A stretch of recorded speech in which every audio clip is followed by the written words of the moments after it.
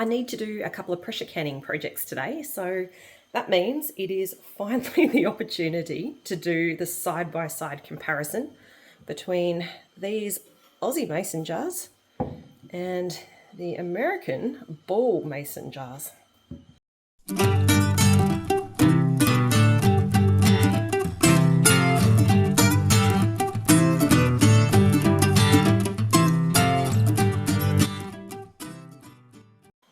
G'day there, it's Rachel here from Bush Edge Homesteading Australia, and I just picked up some beef, and that means today I've actually taken the day off work and started some projects early, but what I need to do is actually pressure can up some stock, which is what I've got bubbling away here. And I'm also going to be making some quart jars of kind of like a beefy stew that I've done previously as well. And that means I'm going to have a need for a few quart jars being pressure canned, and thought that's a really super opportunity to finally do the side-by-side comparison between the Aussie Mason jars and the ball mason jars. Now I have already pulled them out of the boxes. So that there was our box of ball mason jars. That one there was our Aussie Masons. And kind of upon pulling them out, both are packed quite well, no breakages or anything like that. Price-wise, there is a little bit of a difference between these two though. These Aussie ones are quite a bit cheaper than the ball mason ones. I did get them from the same place. In fact, I did a video share on that, it's probably about a month or so ago now, and I did talk about the price. If you haven't seen that video and you're kind of curious about the actual purchasing of the jars, I'll probably refer you off to that video just so that I'm not repeating myself again for everyone that has already seen that. And we do actually go to the warehouse and actually pick them up together in that video. So that is a pretty cool video, just kind of covering the accessibility side of things with some of these jars. But today it really is just about comparing the two side by side. So first of all, I guess the dimensions is probably the first thing to kind of note. If we look at them side by side, they are very similar. And in fact, when I first pulled them outside in that other video, I thought they were exact, but I actually don't think they are now that they're sitting side by side. You can probably see the Aussie Mason one actually looks a little bit taller than the ball mason jar. The lid sizes though are the same. So if we open that up, you can kind of see the Aussie Mason jars. They're using a standard size, well, a standard wide mouth size mason jar ring and also lid. And with the test today, what I'm going to do is I am actually going to use the lids and the rings that came with each of the jars to do that, rather than using any of the other ones, because I really do want to see how well these seal. Same sizing with the lids on the ball jars. And again, this is the lids and rings that came with them. I do have kind of other ball lids that I've used previously, like that you can buy separate in the box, and I have found the ones that are kind of newer don't seem to be quite as robust as some of the older ones that I still have a couple of. But yeah, it'll be interesting using these ones today because they are the ones as of today that are coming with the jars. But yeah, they're both the same size, and that does mean all those lids are interchangeable, which is pretty cool. Now, volume-wise, there is actually a difference. So if we look at the box for the ball mason jar, you can see here it says it is 946 ml. So that is a quart jar. Over here, if we have a look at the box for the Aussie Mason, that is 1000 ml, so 1 litre. So as we kind of saw, this one is a little bit taller. I'm guessing that's where that extra volume is coming from. Now, in terms of canning recipes, they normally go by like half pints, or quarts, because most canning recipes I use, like this one here today for the beef stock, they tend to be, these books are produced in America, so they do tend to talk about quarts Although interestingly, here you can see this one talks about quart jars and then it says 1 litre. So they're obviously rounding up a little bit. So I feel perfectly fine using kind of a canning recipe if it's designed for a quart in these Aussie Mason jars as well. Now I will say, sorry if you're hearing a bit of noise in the background. Real family, real house. We are doing a bunch of real things today. My youngest is still getting ready for school, aren't you, buddy? Yeah. So there is a little bit of activity in the kitchen as well. Of course, me making the beef stock. And I am doing a few things today because I have taken the day off work. So that gives me a good chance just to knock over a few projects today while the house is nice and quiet. Now I am going to turn that down a little bit because that's probably bubbling a little bit more than I would like.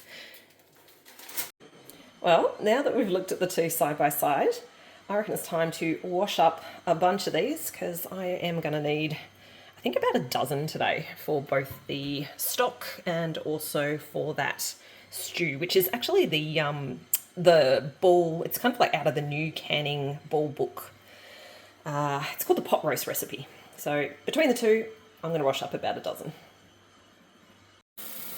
With the washing up, I'm going to do the ball jars first. So I've got half a dozen of those, including the rings and lids. Like the lids are pretty identifiable. I'm going to know which ones are which, but I wouldn't be able to distinguish really between the rings. And I do want to make sure I'm doing a bit of a fair test between the two. So this way, if I do the ball ones separately from the Aussie Mason ones, it means that I definitely have all the components for each of the different brands. That's all the jars cleaned up. Half a dozen on this side, they are the ball mason ones. And those ones on this side are the Aussie Mason. And I've kept all those lids and rings separate. One of the other things going on in the background today is hubby is making his next batch of jerky, and that's just about to go into the smoker. He's had that marinating overnight. Because that's what you do before you head off to work, isn't it, hubby? Yep, you're going to have to look after it, eh? Don't worry, I'll look after it today. Hubby has done a previous share on his jerky, if this is something you want to give a go to. Now the hubby's finished up in the kitchen with his jerky and everyone's kind of headed out now to school and work. I've kind of now fully taken over the kitchen and got out all the stuff that I need to be able to do, well, the pot roast recipe. And I have actually just turned off the broth. Now the beef stock or broth, whatever you call it, in your part of the world, that I started really quite early this morning because I wanted that to bubble away for a good few hours. So what I'm going to do is actually flip back for you guys to a little bit earlier this morning when we put this together, and I'll show you how we did that. So this was the bag of bones that I got from the half a cow order, and I actually don't know the exact amount that I started with here because I just worked with everything that I had. Now, sometimes when I do stock, I pop it in a stock pot and brown it off. But on this particular day, instead what I did is I just popped it in a roaster and I popped that in the oven. And that's because you might be able to see in the corner of your eye, I'm in my jammies. And it was a very early morning and I wanted to get that going and not have to kind of look after it. So that was why I popped that in the oven that time around, but both do work. Now the recipe that we're using is the one out of one of the older ball books, and the ingredients for this particular one is things like carrot and onion, there's some bay leaves, celery, salt. I think that's most of the main ingredients, of course, as well as your beef bones. With chopping it up, I did chop them up fairly small. You don't need to chop up small when you're doing a stock, but the reason that I was doing that was because I did want as much flavour as possible to come out of those veggies. And I do kind of feel like when you cut them a bit smaller, that you do get a bit more flavour coming out. I don't know if that's psychological or not, but it's just something I do. The other thing that's in there is bay leaves. I just gave them a bit of a crush. Again, I kind of feel like a bit more of the flavour comes out of the leaves if you crush them. Now this is what the beef bones were looking like when they came out of the oven. Beautifully roasted up, and they did actually have quite a bit of fat to these ones. So there was quite a bit of kind of connective tissue and stuff in between the bits of bone. And there was actually a little bit of meat to these as well. So later on in the day, I actually did end up using all of this to make a bit of a ramen. And I did actually end up being able to pick enough meat off those bones for dinner. Yeah, so meat's gone in, the veggies have gone in as well at this point, and then I popped in some apple cider vinegar, and that's a apple cider vinegar we have done at home. I don't think that was actually in the recipe though, but I do find if you put in apple cider vinegar, it helps get a little bit more of the flavour out of bones. Then I've added in a bit of salt as well. I've just basically added in salt to taste. I will say in that recipe there is very specific amounts, but I just did it to taste. I don't like to oversalt, otherwise you can end up limiting what you can actually use the stocks in at a later time. Like when I do ramen, I add soy sauce, so I don't want it to already be too salty. Now here I am using celery. That's dehydrated celery, and that was just because I didn't have any fresh celery in the garden, so I just used some of our dehydrated celery, and that gives the same kind of flavour in a stock. Stirred it all together and then waited. So that is how we put together our stock, and we will be using a bit of that in this recipe as well. But the one that I've started over here it's called the pot roast in a jar recipe, and it's one from the all new Bull book of canning and preserving.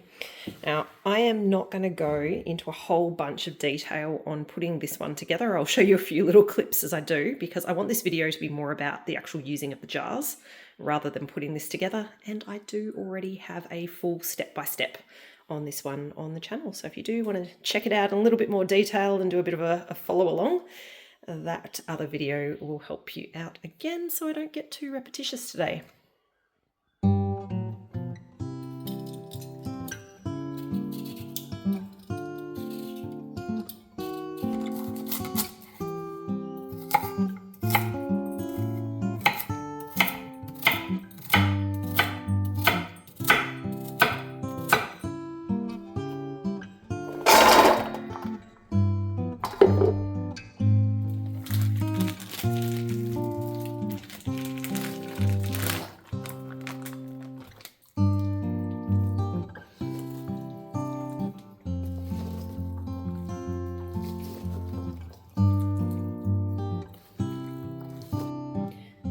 Yes, I 100% agree. I do need to be investing in a bigger bowl. This is the biggest one I have.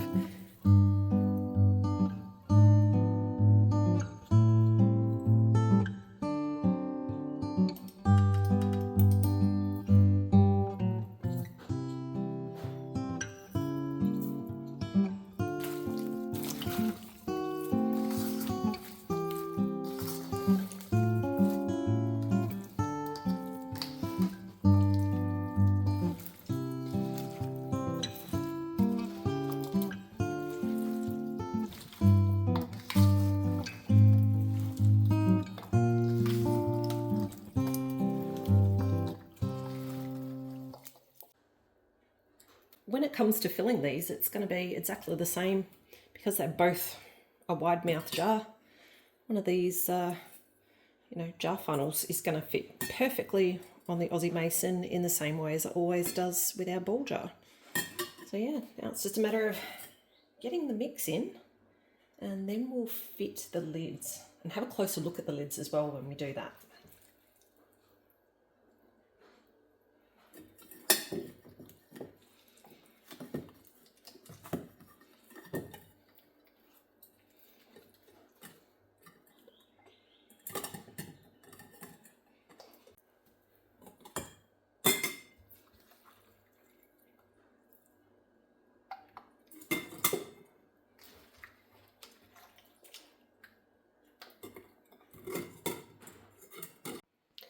Now, this recipe is for an inch headspace.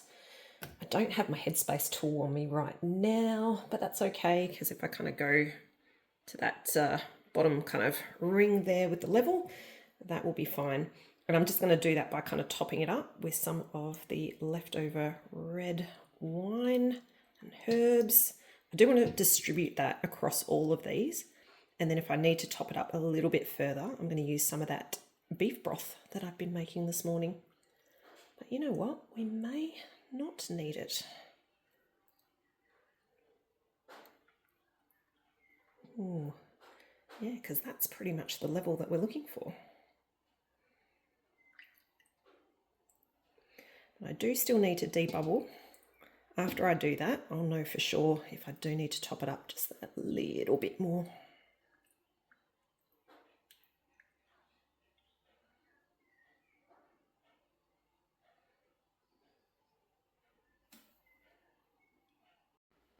Because I don't have my headspace tool, which is also my debubbler, I'm just going to use a chopstick today for that. You kind of see that there is lots of bubbles in there with this one. I'll do that and then push it back down and see where we are at level-wise. Yeah, that's pretty good. So if they're all like that, we'll be ready to put the lids on. Let's wipe down these jars. A bit of paper towel will be fine. There's been nothing greasy on that. But as you saw, I did make a little bit of a mess when I was filling these up, so that is important to wipe them off. And then we'll take a bit of a closer look at these lids. It will be interesting to see if there is any difference kind of like in the rubbery bit of those. That's probably one of the key things. As we know, the dimensions are the same.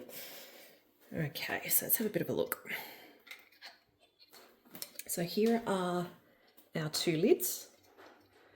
This side here, we've got the ball, and this side here, it's the ones that came with those Aussie Mason jars.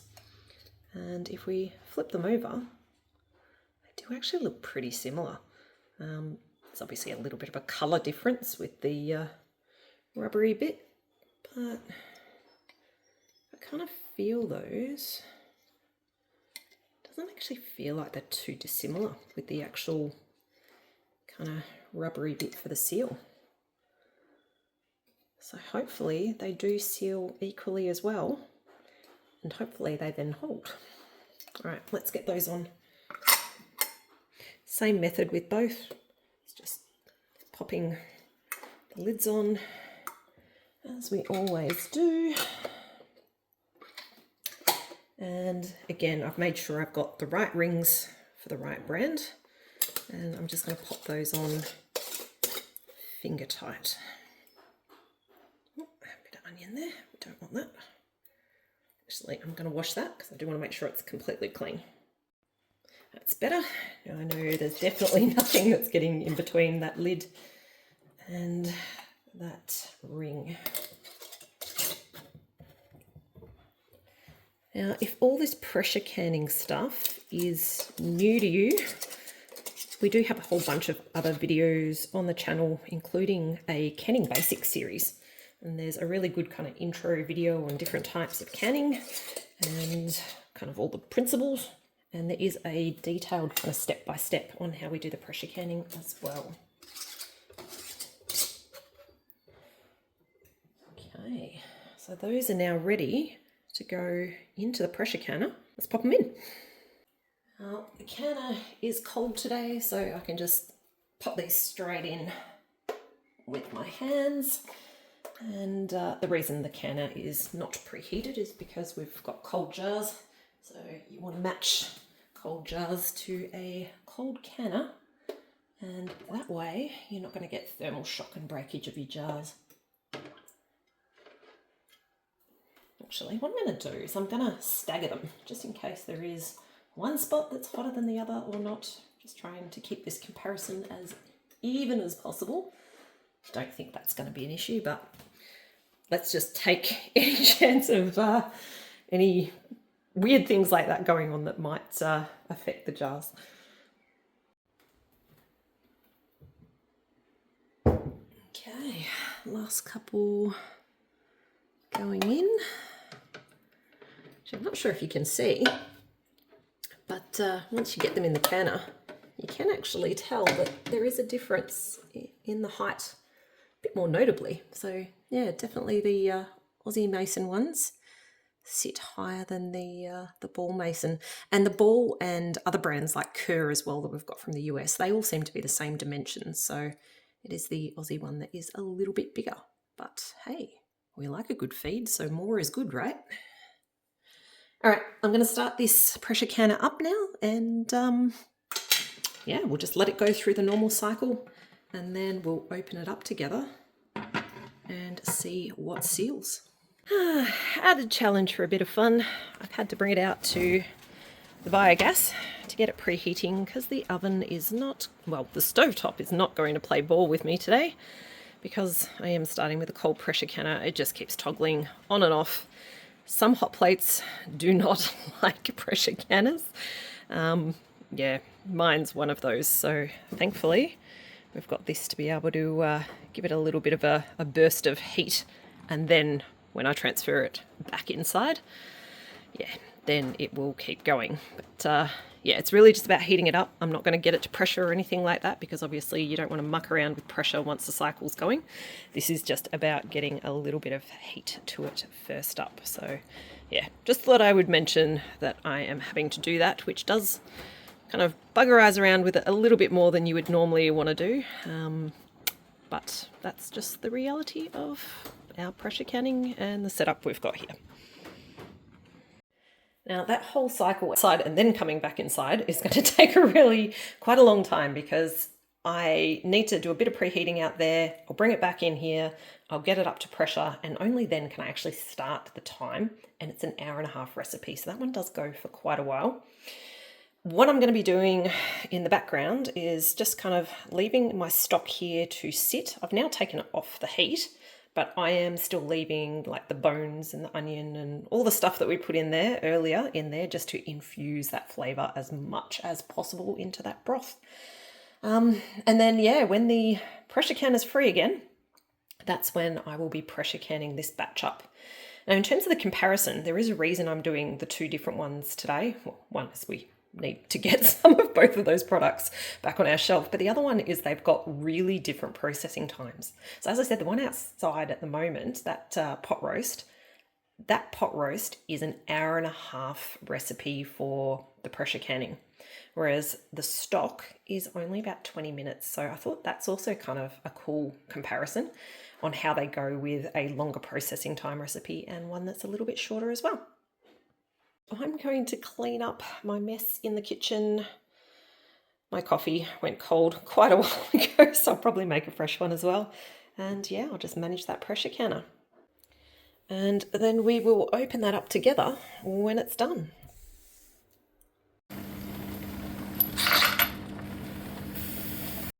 Oh, we've got movement. That is enough to be starting the processing time. All right, 1.5 hours. That's time. All right, so on that note, turning it off. But I am still going to have to wait a little bit longer because I need this to depressurize. To help that, I'm going to move this pot aside and get that one off the residual heat on that burner. Even though I've got that off the burner now, I've got a little bit of time to burn because it's going to take a while for this to depressurize. At that point, kind of like the lock will go down. Once that goes down, I can then take off the weighted gauge, but even then I've got to wait for a little while too. So given I've got a bit of time to spare, what I'm going to do is use that to deal with the stock because the stock does still have all the bones and stuff in there. So I want to get those all out. There's also bits of, onion and carrot. And I'm also going to put it through a bit of a finer sort of strainer because I want to clear a broth and that will get rid of some of the little bits of the celery that's in there too.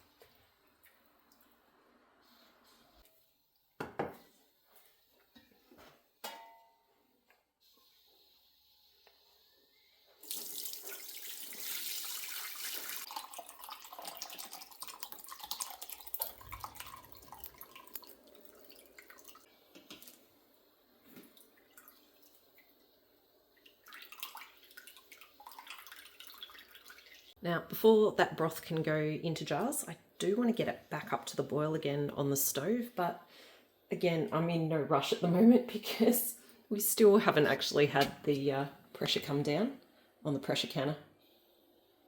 Now, as for the meaty bits here, there are some bits that are actually really quite meaty. And what I'm thinking of doing is actually picking that and using that for dinner tonight. I'm not actually going to can up all of that stock because tonight for dinner I'm actually thinking ramen. And why not use some of what we've made and then we'll just can up the rest. And yeah, some of this meat in the ramen would actually be quite good. There's some really nice bits in there. And it's still got a really good flavour to it. And it's beautiful and tender. Yep, I'm definitely going to take a little bit of time and pick some of that off. Oh, look at that.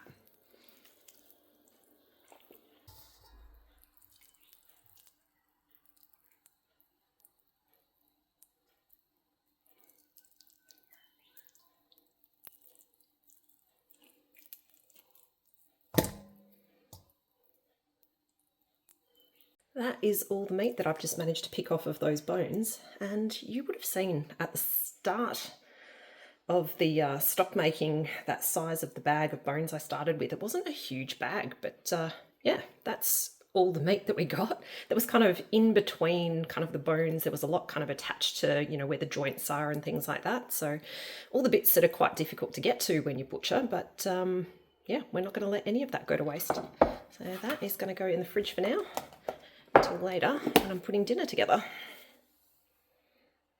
Locking mechanism's down, so I can finally take that one off. Given I am going to use some of this for dinner, and given I still need to wait a little bit longer, I need to wait 10 minutes after taking off that weighted gauge before I can open that lid. Because we're waiting, what I'm going to do is I am going to pour off some of the stock that we're going to use for dinner.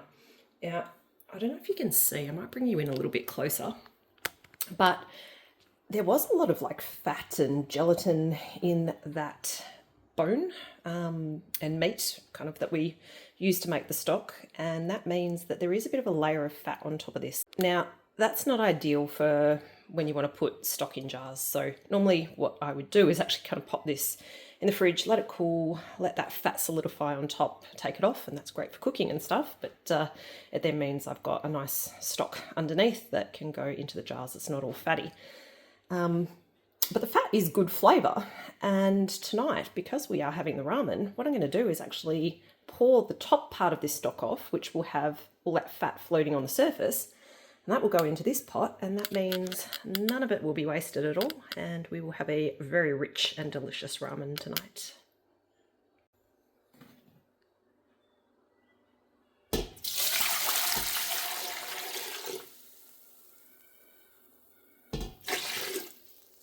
I reckon that should be a good amount for dinner. Because I'm now multitasking and starting to think about dinner and getting dinner done, what I've done is just chopped up a bit of garlic, thrown in some dehydrated spring onion, bit of soy sauce, bit of Chinese cooking wine. What do I feel like? There's one thing I'm missing. I need to put a little bit of chili in there as well. And that will be the broth for tonight. That's kind of amped up a little bit from just that basic beef stock that we've been making together. All right, that timer means it's the moment of truth. The time to open up our canner and actually see if everything's sealed and if one brand is sealed more than the other. So let's see. Ooh.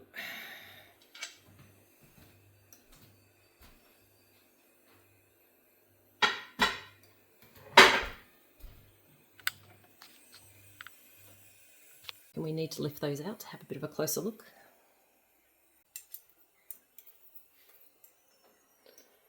All right, first one coming out. This one's one of the Aussie Mason ones. Ugh, this is one thing I don't like about doing this inside. I do not have a very good headspace under the range. Next, let's pull out one of the ball jars.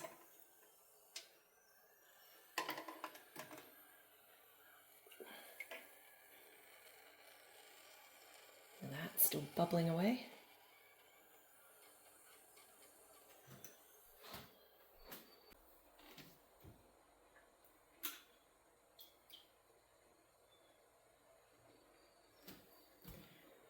Another Aussie Mason.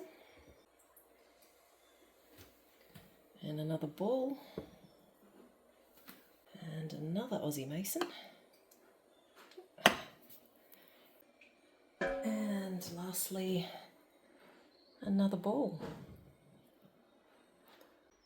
Now, not all of those lids have popped down yet. Haven't heard the ping, although it does look like a few of them are sucked down already, like that one there.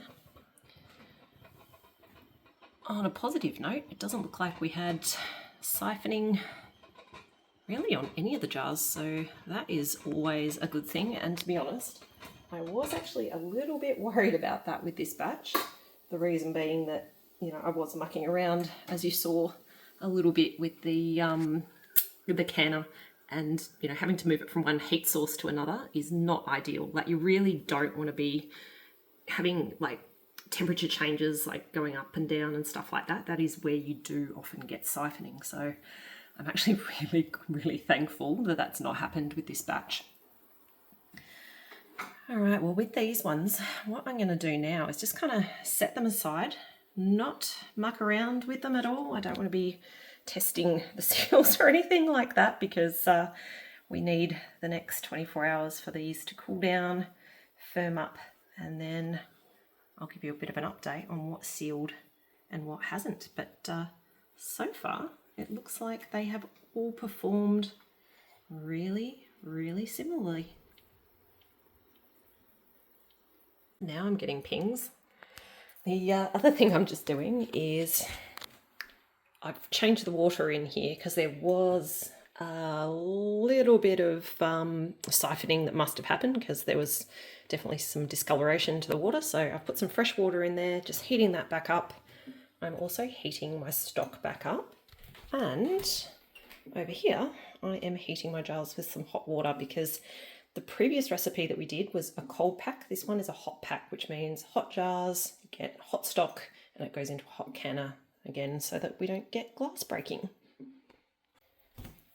Everything's nice and warm, so it is now time to get our stock in. Once again, I will use the funnel, and I'm just going to pour it straight in. Again, we're looking for a 1 inch head space on these. A tiny bit more. There we go. Now, I'm not sure if I am actually going to get as many jars as I was hoping for. Hopefully I get 3, because that's how many I want when I'm running the canner.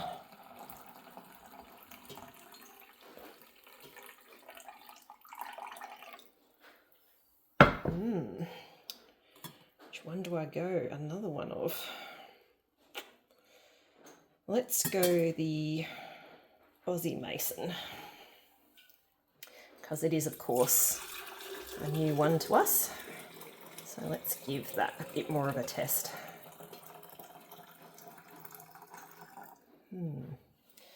Starting to get a few gritty bits in the bottom of this one, so what shall I do? All right, we'll use the fine strainer. I'll just pop that in the top. See if I can do this without burning myself, because I don't really want all those little bits in there.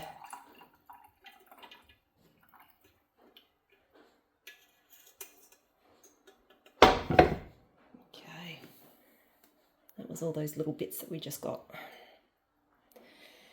That one's not quite up to the level that I wanted it.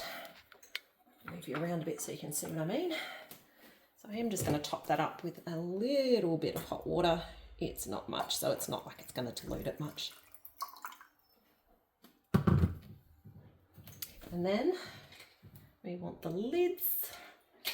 I now only need one of the ball lids, which will go into that one. Oh, hang on. I forgot to wipe the rims. And I'm going to use this one this time. It's a bit of a clean dishcloth because that one is wet, and because it is a little bit fattier, and because I don't have a bit of vinegar ready, which I will often use to clean the rims, that will get the fattiness off. Okay, now we'll get that lid on.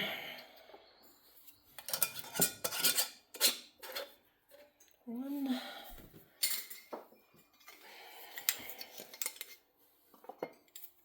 Two.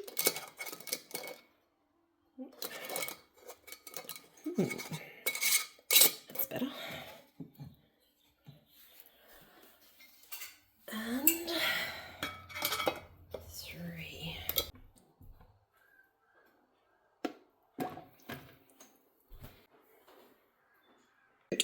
I need to point out, if you're doing this, it isn't 20 minutes. It's actually 25 because I'm doing the quarts. I'm not doing pints right now. So yeah, just keep that in mind. If you are doing a beef stock, it's not a 20-minute recipe. It is a 25-minute recipe if you're doing the quarts. It is 20 if you're doing pints. All right, that is the processing time done. It is also the cool down time done, which means I can now take these out. Wow, it's really steamy. It is steamy, isn't it? Yeah. As you can probably tell, school time has finished, which means I've got some help. I've got my cameraman, don't I? Yep. All I'm right. expecting a good pay. Oh, really? It's like that, is it? It's like that. All right, let's have a bit of a look. Ooh, at our jars. So that one there is the first one of the Aussie Mason. And then, oh, let's grab the ball one out next. Whoop. That's the ball one. Well, that's bubbling a lot. Actually, I'm going to move that one over so I can get the 2 Aussie Masons next to each other. And, ooh. Hang on a second, I'm just going to pause here for a moment.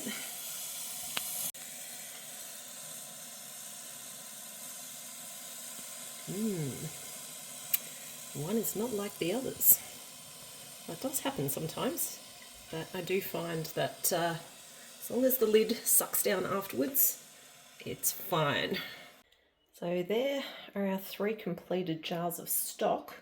The great thing so far, and kind of as expected, the glass is obviously all nice and strong on both the Aussie Mason ones and on the ball ones, and definitely withstood that pressure canning perfectly fine. But yeah, we'll see tomorrow how we've gone with all the seals when I do the lid checks. Don't you just love how the jars continue to bubble even after they are out of the pressure canner?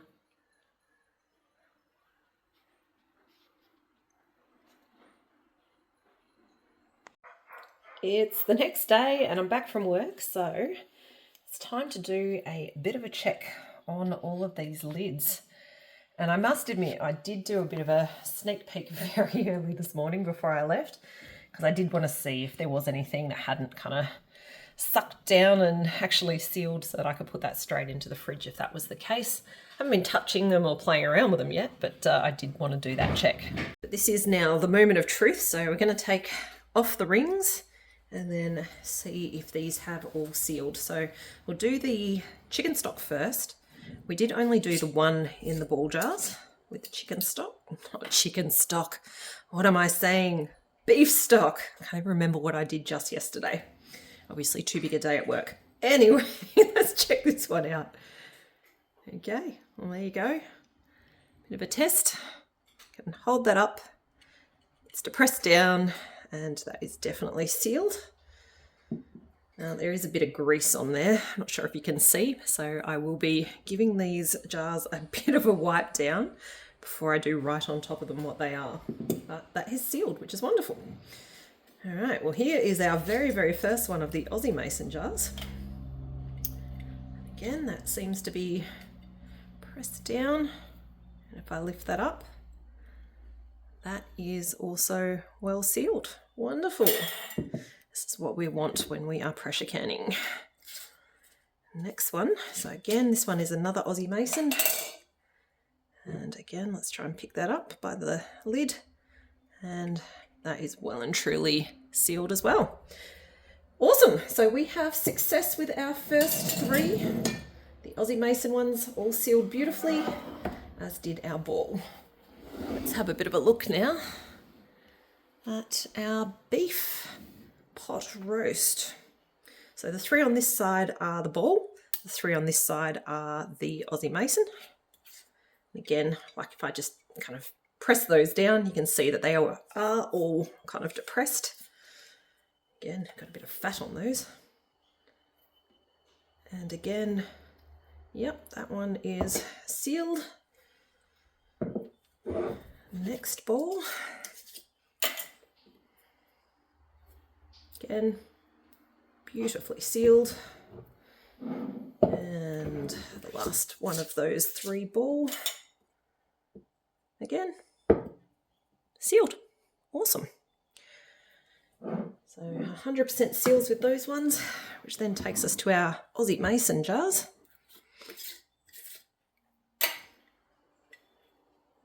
Oop. Yep, sealed. I am getting all greasy. That's where I need to make sure one of these doesn't slip through my fingers. Also sealed. Beautiful. Oh, come on, are we going to have 100% here? Which doesn't always happen when you're pressure canning, which is why we do these checks. And again, that feels like it's pushed down. And yes, that has sealed too. So that means all of our Aussie Mason lids and all of our balls, hey, they all sealed, which is absolutely fantastic. Now, that was obviously just a small sample, but I'm pretty happy with that for the very first time using these Aussie Mason jars. And yeah, also happy to see with the current ball lids that they did all actually seal well for me this time as well.